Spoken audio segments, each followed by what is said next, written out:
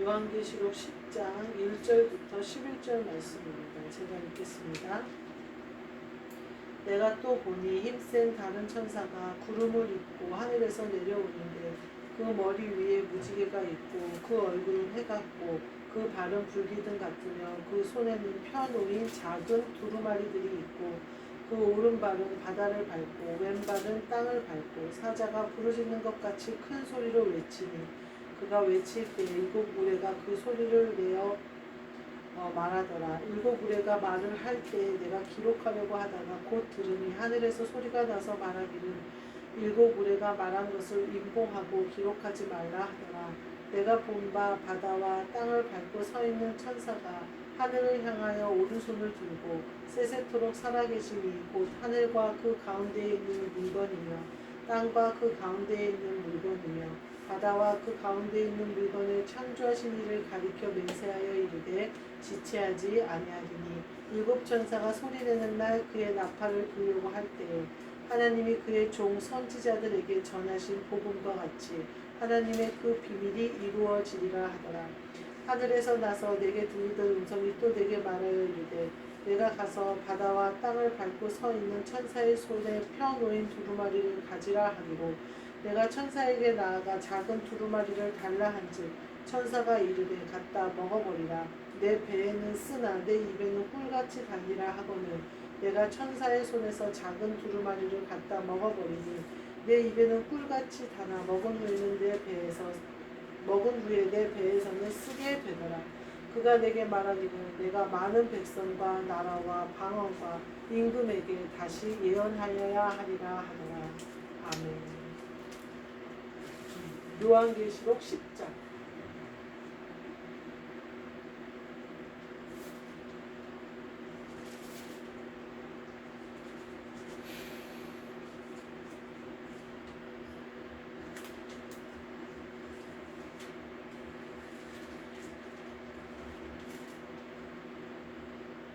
불량식품이라는 제목으로 함께 나누겠습니다. 9절 말씀을 보면요. 10장 9절에 작은 두루마리가 나오는데 두루마리를 천사가 주면서 갖다 먹어버리라는 거예요. 그러니까 뭐라고 하냐면 네 배에는 쓰나 네 입에는 꿀같이 달 거다 이렇게 얘기해요.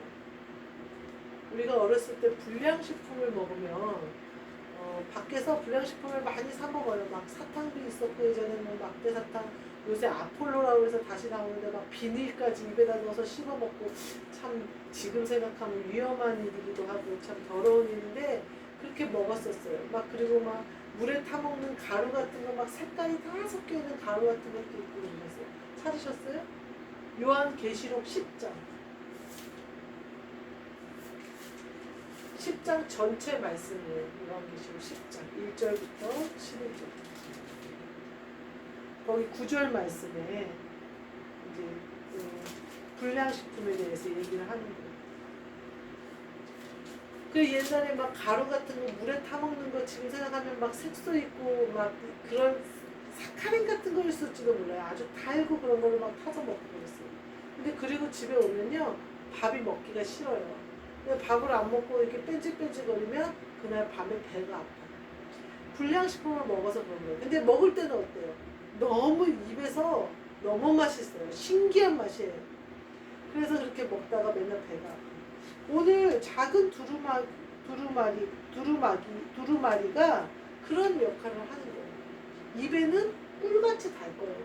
근데 네 속에 들어가면 뱃속에 들어가면 쓰게 되는 거야. 이렇게 얘기해요. 우리가 말씀을 받을 때 말씀은 0으로 먹는 거예요. 그래서 10년 볼수록 쪼개고 10년 볼수록 들어가서 온몸을 돌아 입으로 나와요. 그래서 예수님이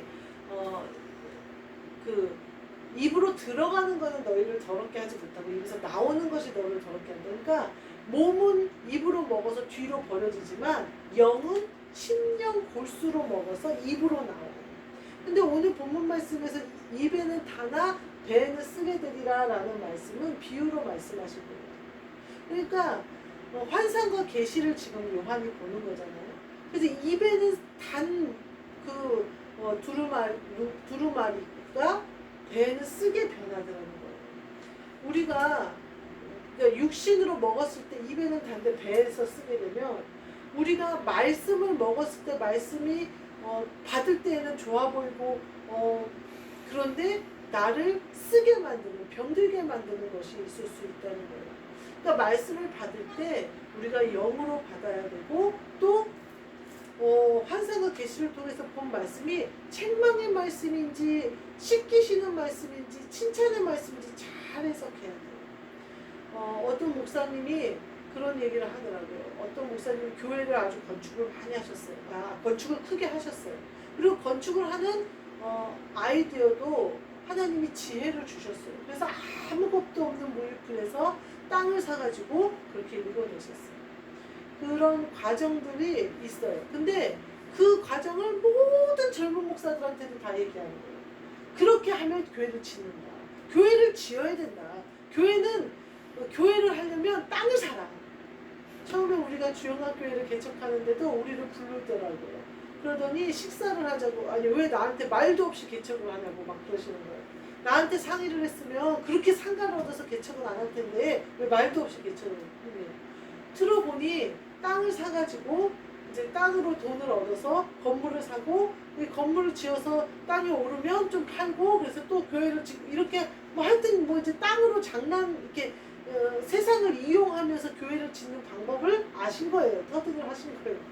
그러면서 젊은 목사들한테 다 불러서 그냥 개척하는 목사들한테마다 이제 그런 얘기를 하는 거예요. 물론 그 목사님이 하나님 아버지 앞에 받으신 걸 거예요. 환상이나 계시를 통하여 받으셨고 본인도 그렇게 하셨어요. 그 사모님이 제가 요즘 제가 그 사모님을 되게 좋아했어요. 그 사모님은 말이 없어요.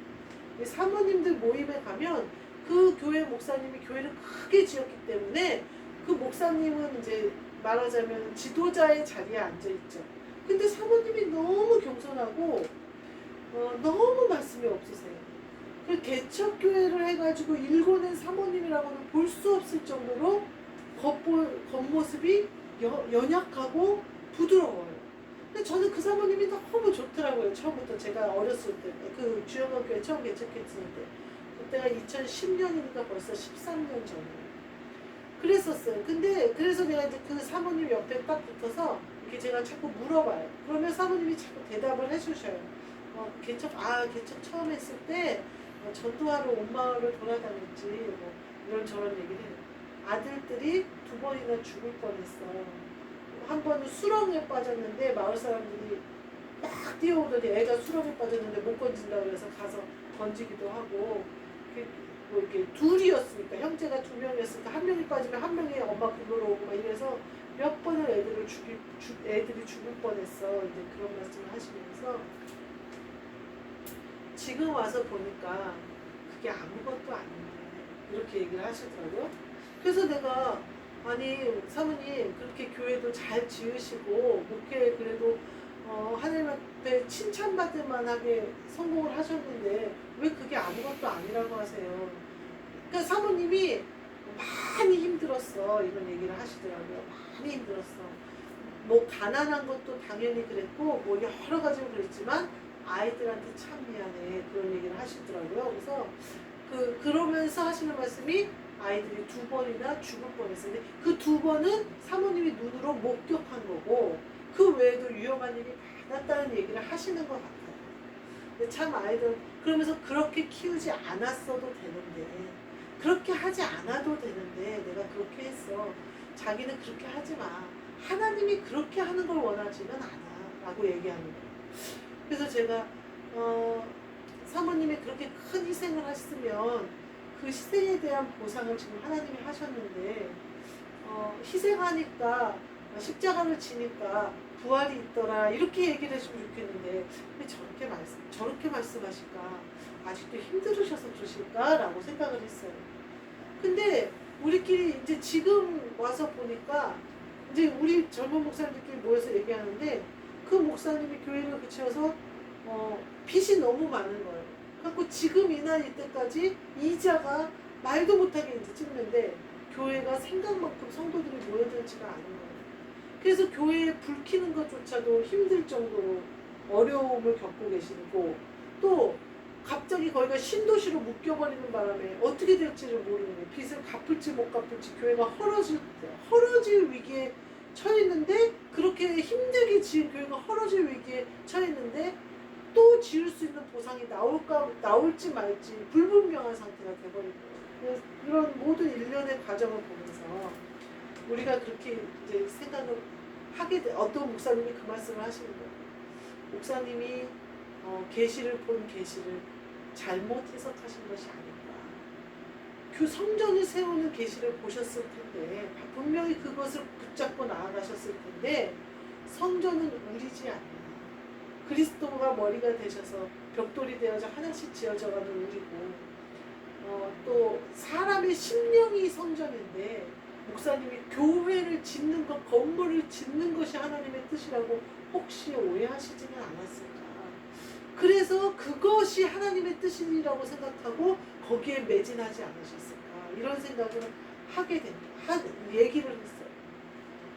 우리가 영적으로 하나님이 주시는 말씀을요, 이렇게 육신으로 오해해버리면요, 많은 어려움을 겪어요. 사도 바울이 뭐라고 얘기하냐면요, 시집가고 장가가는 것이 하나님 아버지 앞에는 다 가도 좋고 안 가도 좋은 거나 너희에게는 어려움이 따른다, 이렇게 표현을 하셔요. 또 제가 모태신앙이잖아요. 많은 모태신앙의 사람들의 딜레마가 뭔지 아세요? 하나님이 자기를 축복한다고 했다는 거예요. 엄마 아빠가 축복권이 있다고 그러고 뭐 어떤 계시를 받다고 그러고 막 이랬단 말이에요. 그것이 그 심령이 이루어진 구원의 계시인데 이 땅에서 잘 될 걸로 착각하는 거예요. 그래서 이 땅에서 나는 부자로 산다고 그랬대요. 그러면서 일을 안 해요. 나는 하나님이 계시를 보여줬는데 부자로 산다고 그랬대요. 그래서 일을 안 해요. 그러면서 나는 언제 부자 되고, 신용불량자 돼가지고 개인회생하면서 난 언제 부자 되고요. 하나님이 부자 되는 계시를 보여주셨대요. 자기 부자가 될 거래요. 영적인 부자를 말씀하셨대요. 어렸을 때부터 주님을 만나고 주님이 장성한 분량까지 키워주시고 주님이 천국의 보화를 쌓는 것을 보여주셨을 수도 있어요. 물론 아닐 수도 있어요. 저는 모르죠. 계시를, 그가 받은 계시는 나는 모르죠.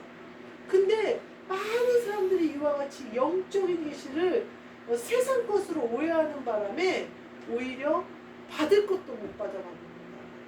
그가 그 계시를 오해하지 않고 열심으로 일을 했던 거고, 또 세상에서 일을 그렇게 열심으로 사는 것으로 주님께 영광을 돌리기 위해 살았으면 부자가 됐을 수도 있죠.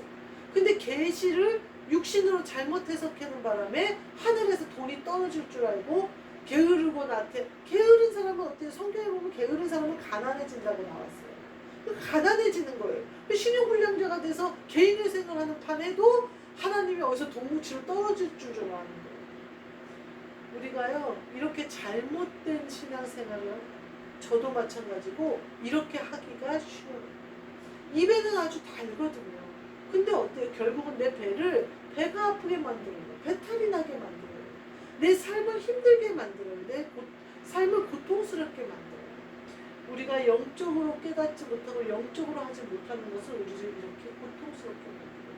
제가 그 사모님은 자녀들을 그렇게 방치하고 막 성도들이나 마을 일에만 그렇게 쫓아다녔던 것을 후회하신다고 하는 사실인데, 저는 아이를 키우면서 혹시 제가 이런 오류를 범하지 않았을까. 하나님, 너는 축복의 통로야. 너는 하나님이 늘 동행하셔. 너는 늘 근데 그것을 아이가 육신으로 드릴 수 있을 거라는 생각이 드는 거예요. 그러면서 뭐라고 우리 아들이 하냐면 그 말을 하지 말라는 거예요. 왜 하지 말라냐? 자기가 세상을 돌파해야겠다.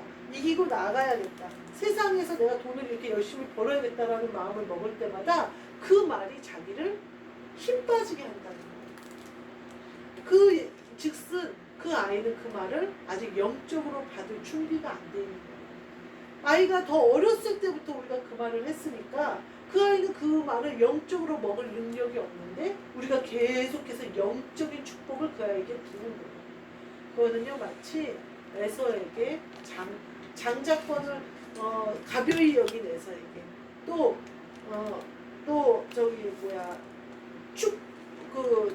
축복받는데 축복을 빼앗겨버린 에서에게 축복을 주는 것과 같아요. 때에 따라 때에 맞는 복으로 그에게 빌어줘야 되는데 그 아이는 아직 그 말을 받을 능력이 없는데 계속 그냥 부르는 거예요. 그러니까 그 아들이 그러더라고요. 그 말이 나를 뭐라 그럴까 너무 힘들게 한다는 거예요. 그리고 하나님을 오해하게 만들고 또 혼란스럽게 만든다는 거예요. 그래서 제가 속으로 그랬죠. 너가 언젠가 영적인 복을 깨닫게 되고 네가 지금까지 누려온 영적인 복을 누리고 앞으로 누릴 영적인 복을 깨닫게 되는 그날 엄마랑 아빠가 한 그 축복의 말이 무슨 말인지 알 거야. 그리고 그러나 네 말도 맞다. 네가 아직 자가 되지 않았는데 계속 우리가 밥을 주니까 애는 힘들다 이거죠. 그 얘기를 하더라고요. 우리가 이와 같이 신중해야 돼요. 예수님이 말씀하시는 게 사람의 마음으로부터 나오는 것이 너희를 더럽힌다 이러거든요. 내가 정욕으로부터 나오는 말이라든지 내가 하나님 아버지는 영적으로 나에게 보여주셨는데 왜 그게 육신의 것으로 세상의 것으로 왜곡될까요? 내 정욕으로 해석하기 때문에 내 욕심이 묻어나오기 때문에 내가 아들이 이렇게 됐으면 좋겠다라는 걸 꿈꾸기 때문에 내 생각이 들어갔다 이 말이에요. 그러면 배에 쓰게 돼요. 인생에서 쓴 것이 되거든요. 축복의 말씀도 입에는 단데 내 인생을 쓰게 만들어버려요. 어떻게 됐게? 내가 육신으로 잘못해서. 그래서 그 마음이 그러면서 그 마태복음에 나오는 말씀에 예수님은 마음에서는 음란과 더러운 것과 정욕과 탐심들이 있다는 거예요. 그래서 우리가 거기서부터 나오는 말이 우리를 더럽힌다. 그러면 마음이 그리스도 예수의 마음이 되면 되겠죠. 그러면 영적으로 우리가 말을 선포하게 되고 창조의 역사가 일어나겠죠. 그러면 사람들하고 말할 때도 그것이 다 창조의 역사가 되느냐? 네, 창조의 역사가 돼요. 근데 우리가 영적으로 말하는 것은 굉장한 힘과 파워를 가지고 있다는 사실을 알아야 돼요. 그리고 마음으로부터는 악은 모양이라도 버리라고 하셨기 때문에 우리가 육신으로 하는 말조차도 악한 말을 뱉으면 안 된다는 거예요. 그렇지만 물론 그리스도 예수 안에 있는 사람은 정죄함은 없어요. 그래서 내가 이 말을 했는데 이게 죄가 되고 저 말이 그것은 아니지만 내가 절제하고 깨어있고 정신을 차려야 하는 것은 분명해요. 저는 언젠가는 제가 하는 말을 다 적어봤어요. 근데 정말 안 해도 되는 말이 90%예요. 꼭 필요한 말은 없어요. 그러면서 제가 그러면서 적어보니까요. 엄청난 말을 하더라고요. 적을 수가 없어요. 적는 조중에 또 다른 말을 줄줄줄 하고 있으니까 적기가 어려운 거예요. 책으로 쓰면 내가 하루 동안 하는 말도 많은 페이지가 나오더라고요. 우리가 책은 그렇게 보지 않잖아요. 그리고 책은 그렇게 만약에 그럼 우리가 한 달 동안 한 말이 책으로 만들어지면 이렇게 만들어져요.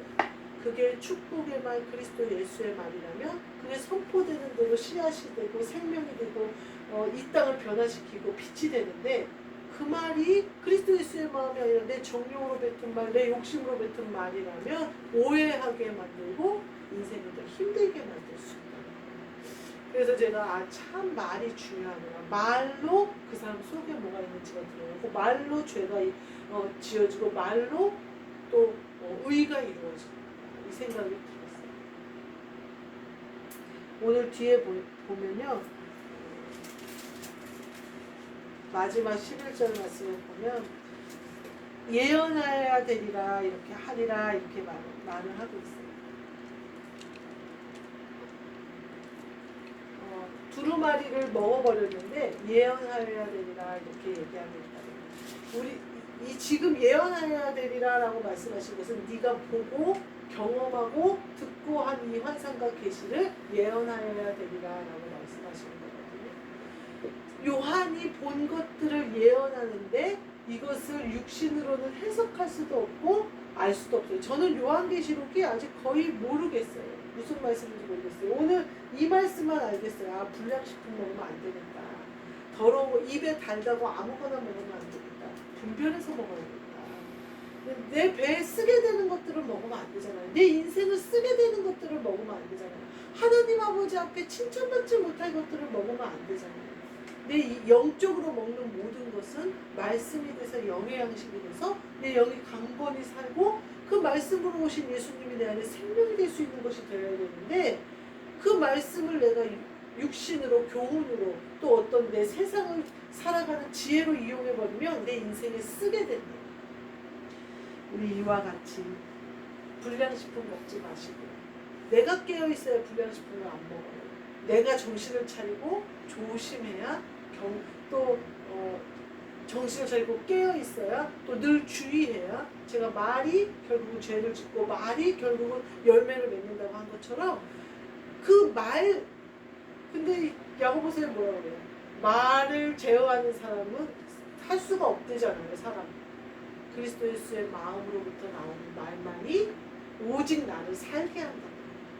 그와 같이 사셔서 아름다운 생명의 말씀 그리스도 예수 그리스도 말씀 대신 예수 그리스도가 내 안에 오시는 말씀이 되어져서 생명이 되어져. 가끔 먹을 때 입에는 쓸 수 있어요. 그러나 나를 씻기는 말씀이 되어져. 내 입에는 쓸 수 있어요. 그러나 나를 살리는 말씀으로 그렇게 먹어요. 양약이 되는 말씀으로 먹어요. 저와 여러분이 되시기를 주님의 이름으로 축복합니다. 아멘. 기도하겠습니다. 하나님 아버지가 주시는 말씀은 우리가 영으로 먹고 영으로 깨달아 하나님 아버지를 아는 데에 이르게 하여 주옵소서. 오직 그리스도 예수의 마음을 가져 우리가 먹고 마시는 모든 것이 예수 그리스도와 더불어 하는 것이 되게 하여 주옵소서. 우리의 정욕과 우리의 욕심과 우리의 탐심과 우리의 모든 생각은 십자가에 못 박아 주옵시고 오직 그리스도께서 사시는 우리의 삶이 되게 하여 주옵소서. 그리하여 더러운 것 먹어 인생이 써지는 일이 없도록 아름답고 풍성한 생명을 먹어 생명으로 나아가는 우리 모두 되게 하여 주옵소서. 예수 그리스도의 이름으로 기도하옵나이다. 아멘.